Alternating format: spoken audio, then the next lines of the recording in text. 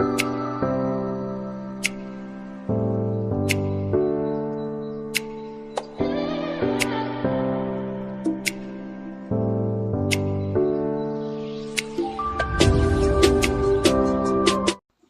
عليكم، نتمنى تكونوا على خير وبخير. وانتم كتشوفوا لا فيديو عواشر مبروكه بالصحيحه والسلامه وباش ما تمنيتو ان شاء الله. الوصفه ديال اليوم ان شاء الله نقترح عليكم كيش بالكفته والصبانغ وعجينه بدون زبده، كيجي رائع. نخليكم مع المقادير وطريقه التحضير. غادي نبداو على بركه الله. في نفس الوقت انا كنخدم، في نفس الوقت غادي نعطيكم المقادير باش هكا ما تجيكمش لا فيديو طويله. اول حاجه غادي نبداو بالعجين ديال الكيش. غادي ناخذوا كاس ديال الماء، انا هنا عبرت في قياس كاس ديال العنبه. غادي نوضع معاه كأس ديال الزيت نباتيه،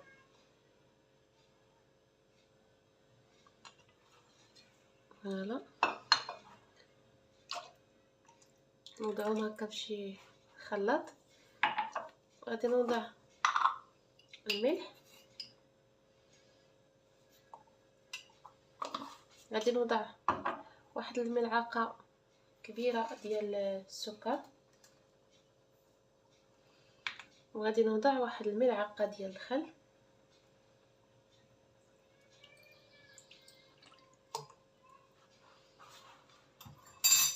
وغادي نوضع واحد الساشي ديال الخميره ديال الحلويات.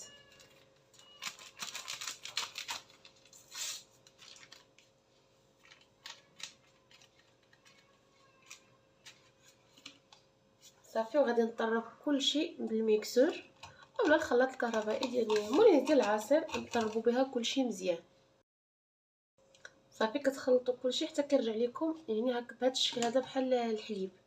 صافي غادي نتوقفوا على الخليط، وغادي نجيبوا واحد البول فاش غادي نخدموا. غادي نوضعوه هنا. عندي كاس ديال النشا، غادي نضيفو في الاول،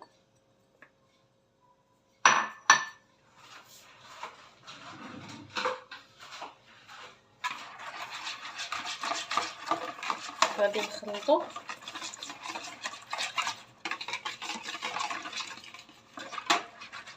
صافي، وغادي نبقى نضيف، غادي نضيف دقيق كاس بكاس.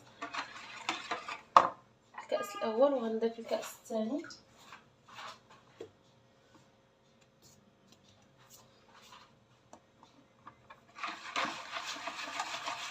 وبالمجموع كتهز لي يعني في العاده كتهز لي 4 الكيسان.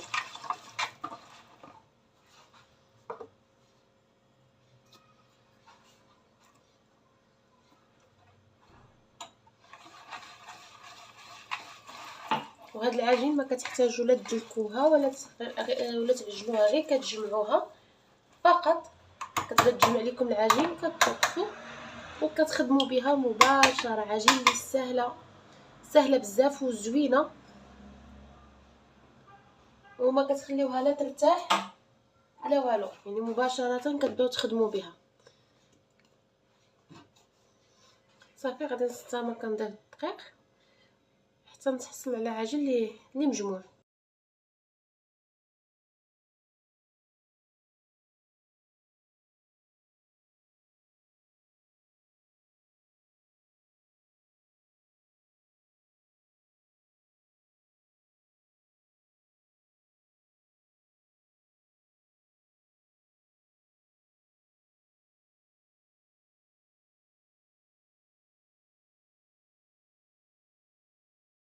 صافي من بعد ما جمعتها مباشره غادي نجيب القوالب وغادي نبدا نشكل فيها، يعني ما نخليها لا ترتاح لا حتى شي حاجه. صافي كناخذ جوج بلاستيكات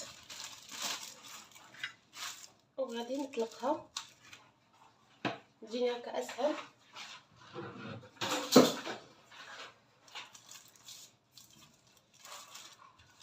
صافي راه كتطلق معنا بكل سهوله، ما كتعذبش. العجينه اللي كتجي زوينه بزاف، الا جربتوها غتولي هي المعتمده عندكم. ما تبقاوش تستعملوا العجينه اللي فيها الزبده، العجين مكسر. صافي انا غادي نطلقها ونرجع معكم ان شاء الله.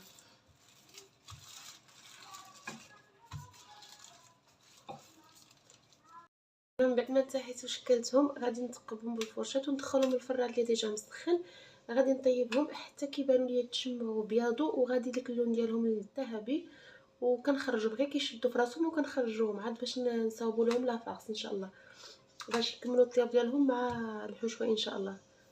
ندخلهم الفران ونتلاقاو ان شاء الله. الشكل ديالهم هما هادو بعد ما كيخرجوا من الفرن كيف قلت لكم راه كندير لهم غير نص طيبه.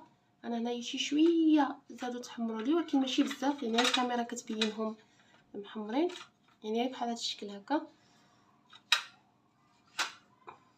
فوالا عجين اللي كتجي هشيشه و كي كنقولوا فتيه كتفرتت. نتمنى انكم فعلا تجربوها. ندوزو نحضروا الحشوه. بالنسبه للحشوه غادي ناخذ مقيله، غادي نوضع فيها القليل من زيت الزيتون مع القليل من الزيت نباتيه، وغادي نوضع واحد الحبه ديال البصيله تشحر ونستنى عليها حتى تذبل.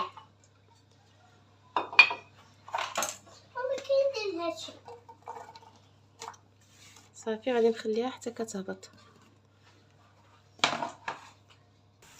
هنا من بعد ما تهبط معنا شي شويه بصيله غادي نضيف الكفته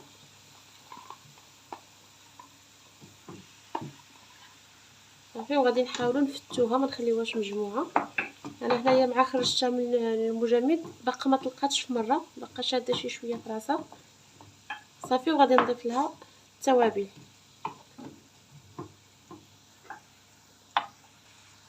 غادي نضيف التوابل، ندير شويه ديال الملح،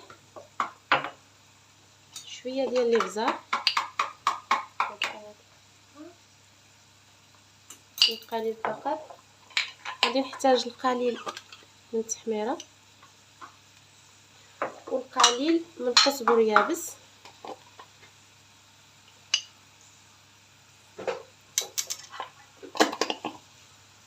وغنضيف القليل من الاعشاب المنسمه اختياريه انا كتعجبني، نضيف منها القليل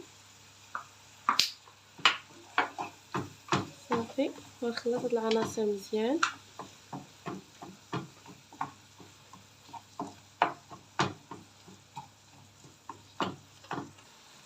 صافي. من بعد غادي نضيفوا لها لي زيبينار القياس اللي كتفضلوا.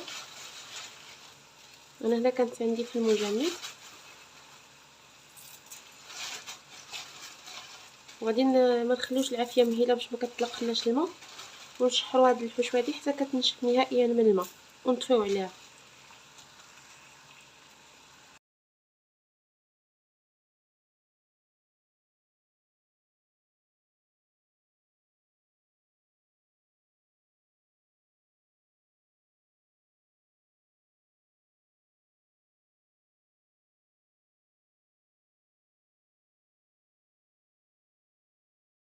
بالنسبه لاباغايا كيش غادي نحتاجوا لها ياغورت طبيعي بدون نكهه، غادي نوضع له واحد جوج قطع ديال الجبن،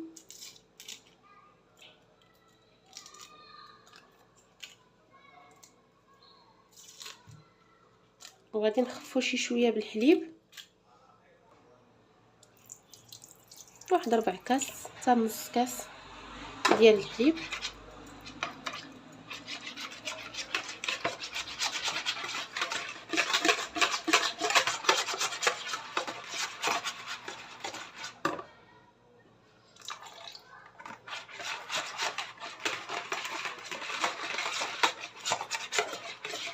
غادي نوضع واحد جوج حبات ديال البيض.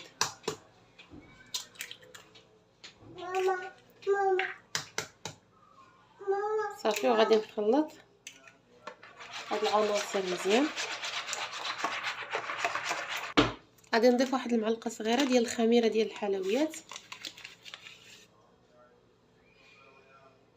وغادي نضيف واحد الملعقه صغيره ديال مايزينا النشا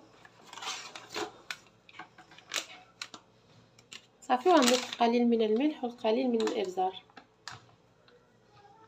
بغيتو تضيفوا المعدنوس تنكبوا به، بغيتو الزعتر كتضيفوا اللي حبيتو صافي. هذا القياس بركه.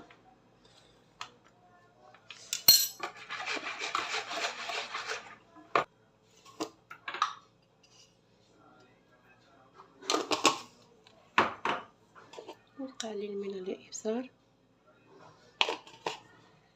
ونزيد شويه ديال الاعشاب المنسمه.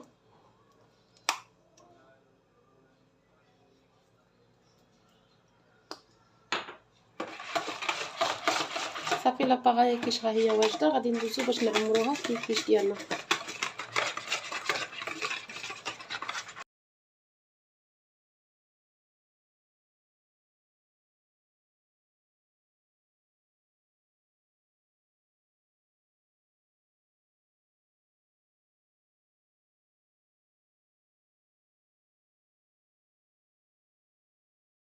لا فيديو ديالنا وصلت النهايه ديالها. نتمنى لي كيش اللي حضرت معكم اليوم يكونوا نالوا الاعجاب ديالكم. وصفه ناجحه 100%، عجين لي غزال هشيش وراحته كيفاش كيتحضر راه ساهل، حشوه اللي راها بنينه.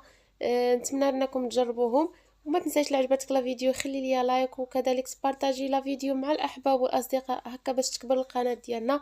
وما تنساش تخلي لي كومونتير الا عجبتك الوصفه، ونقول لكم تهلاو لي فراسكم. مع السلامه، نتلاقاو في فيديو جديد.